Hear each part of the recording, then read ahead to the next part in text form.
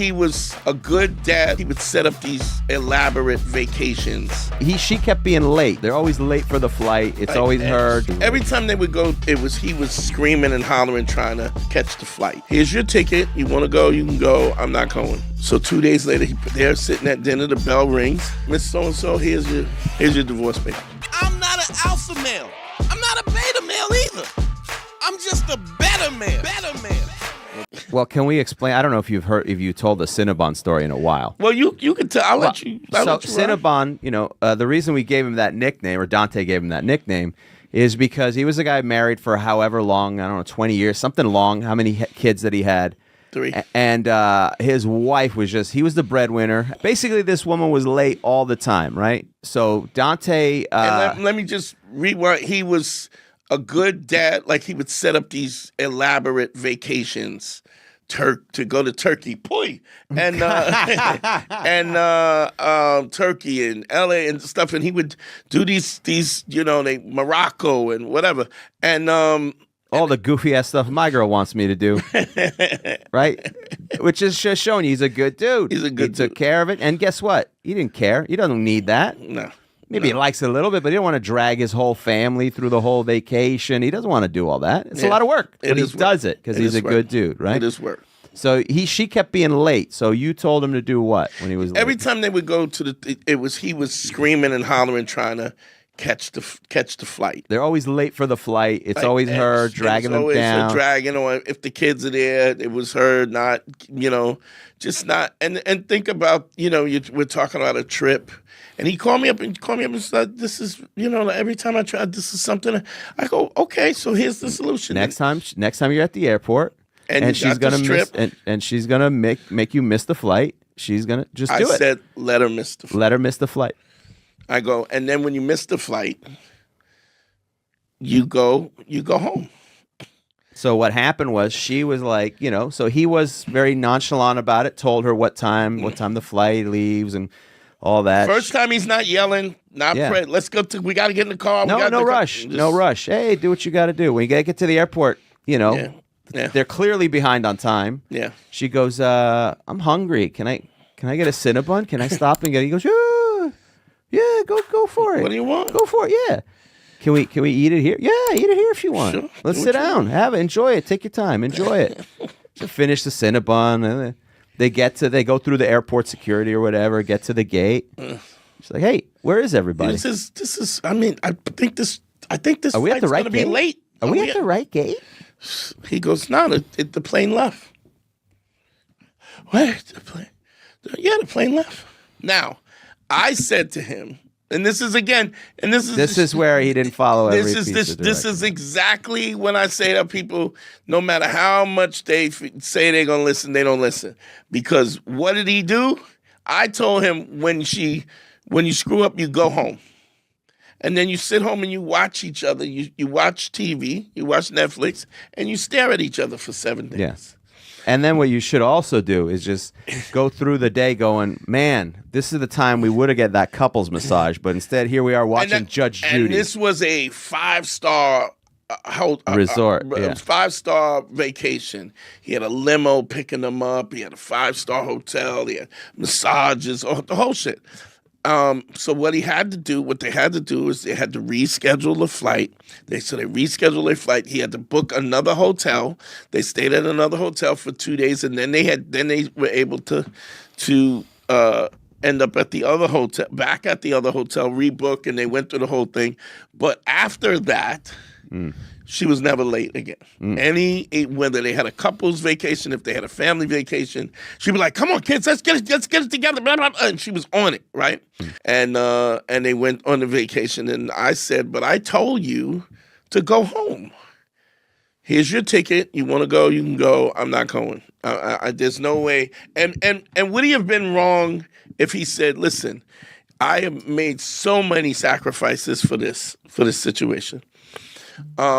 And in the process of me making these sacrifices, you don't respect what you don't appreciate, and you don't respect what I'm going home. Yeah. And then chances are she's not going. She has no idea what, she had no, because he had done everything.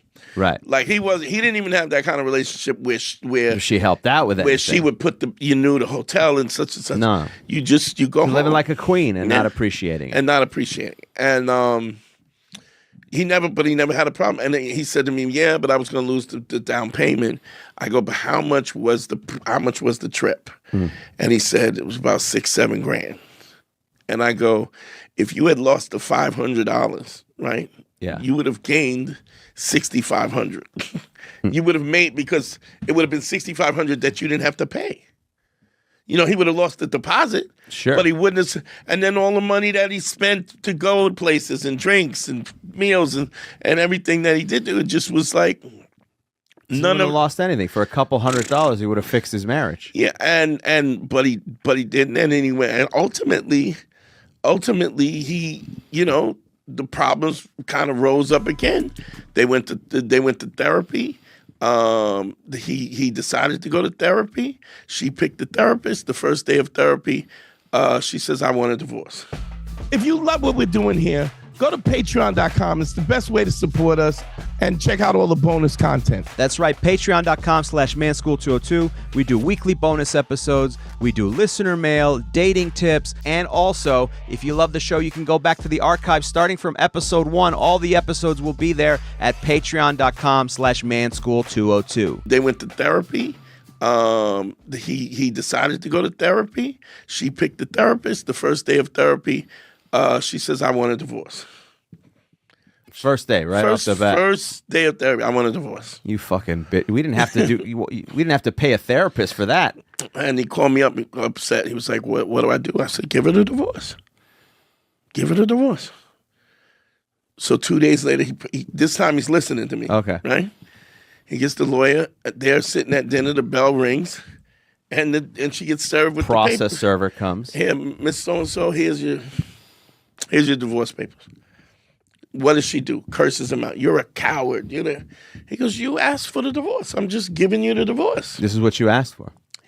And because she hadn't worked since the kids were born, and she, didn't have an active resume and stuff like that, he had built a house from scratch.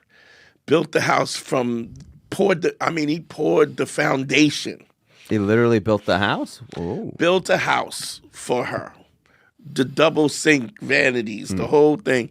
And she didn't appreciate it. Her mom moved in with them. So now they're getting divorced, and she's not telling her mom, Spanish mother. Dominican, I believe? I said, first thing you do is you tell her mom. You tell the mom. Tell her mom. Does she know? No, she's not. Oh, then you got to tell her. You tell her. And you go, and this is what you say. You say, hey, you've been such a great part of the family. I consider you my own mother, but you need to know your wife asked for, your daughter asked for a divorce, and I'm giving it to her. We're selling the house, and you got to find a place to go. It's a lot of info to drop on somebody all at once. And she's like, and then, what, did he cheat on you? Yeah. No. He beat you? No. So, you stupid bitch, what do you think? So wait, no, I don't understand. He beat you a little bit? When he beat you, was it too much? Like too hard that he beat you, that like it leave it the mark and the people ask a question in the morning? You give it black eye? Yeah. No. Oh, okay, wait a minute. Okay, so he cheat on you with another woman? No. He cheat on you with another man? No. Oh. What could it be? I am confused. He cheat on you with a dog, or? Oh, I confused because what you're saying it don't make a sense to me. Are you telling me that I have to leave because you are a stupid, lazy bitch? Is that what you're telling me? Porque no comprendo. Are you sure that he not beat you? Maybe he beat you. You have a memory loss. Yeah. Maybe. Nope. Oh. And now it all starts coming down because people respond in these ways when they're comfortable with the outcome, when they're not being held accountable. Right. So she just rode around, not appreciating anything. And not only not appreciating, making his life difficult. Yeah. Here's the crazy thing. Yeah. He he had to pay for her lawyer. Sure, that always happens. Yeah. He sold the house, split the money, bought an apartment, and but the first thing he said, well, what do I do now? Because he'd been married so long. I go, what do you like doing? He goes, I like smoking cigars, I like drinking 20-year scotch, and I like going to strip clubs. I go, well, that's exactly what you do. And I remember he was like, oh, this is great, right? This is great. Had his first threesome. Oh, all right, nice. Which he fucked up because he didn't. He did fuck up because he didn't. But he had his first threesome. 50 years old, first threesome ever with a 23-year-old and a 25-year-old. But he fucked it up after. I'm not going. That's the story's a little longer than that. And then, and she wanted to kind of stop the train, but she was just so arrogant that she wouldn't stop the train. He goes to the strip club when he calls me up one day. He goes, man, I think I fucked up. What happened? My wife, she found one of the stripper hairs on me, and she took it and laid it out on the sink. Okay.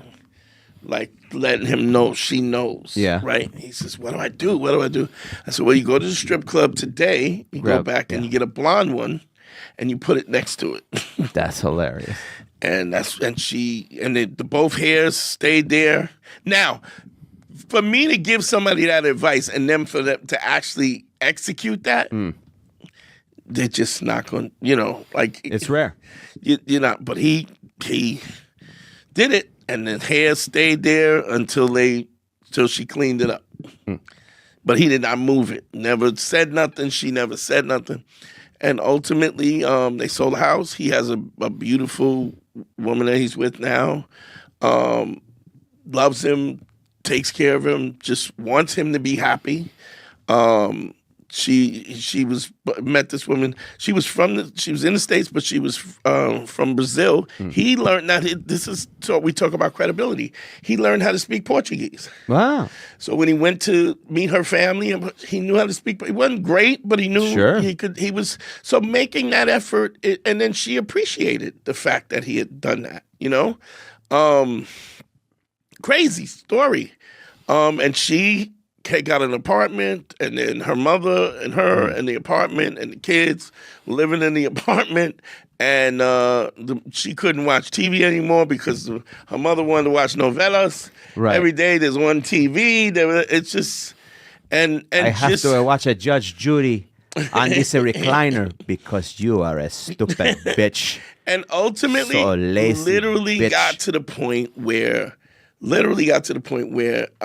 many years years later, basically admitted that she screwed up and stuff. But it was too late. The genie was already after the threesome. The genie was out the bottle. He's done. Yeah. Well, you can't go back. You can't put a threesome back in the bottle, baby. You can't. It's like Field of Dreams. Like he can't go. He can't cross back. He can't cross back. You got to stay. But it's really about. It was just about him. Like, this is why I say you got to put yourself first. Put yourself first, because if you don't, nobody else will. Part of your woman's happiness is directly connected to your ability to make your woman happy.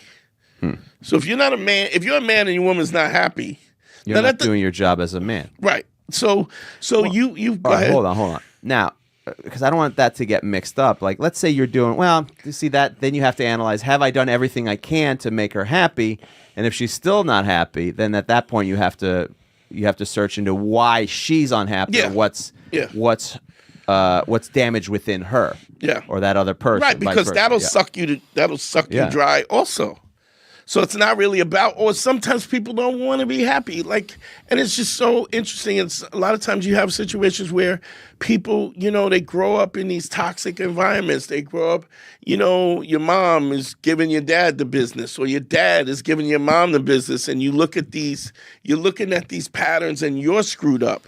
And you don't even have a model to tell you what a proper relationship looks like. So you're mimicking the crap that you grew up watching. I mean, dog, I don't know how you even ended up with a good relationship. You know well, what I that's mean? because of your teachings. Well, But it took a lot. The only way I ended up with a good relationship was the fact that I had developed enough self-esteem to be able to walk away from relationships. Yeah. Yeah. Because the thing is, it's not getting a good relationship; it's keeping it as a good relationship. Because guys think like, "Oh, I met a good one." Yeah. Well, you don't realize good one, bad one. It will all end up the same because the initial drive and instinct is to always test you. Yeah. To test your manhood. And if you fail those tests or you give in to things you don't want to do, it ends up eating away at your relationship. So what used to happen was I'd meet a good one, but I'd be so willing to compromise everything, including my own integrity, because I wanted to make them happy and I didn't want to upset them because I was raised in an environment where everyone gets upset all the time. So I don't want to upset anybody. Yeah. Yeah. Right? And then that woman would end up not respecting me anymore. Eat me up, chew me up, and then move on when it was done because I felt sorry for myself. And, and I always thought if a woman is upset or it's just people in general, if they're upset, then that's my fault for not having done enough to explain it to them. Yeah. When what you realize, it's not all your fault. Sometimes that person is damaged or refusing to understand you. Yeah.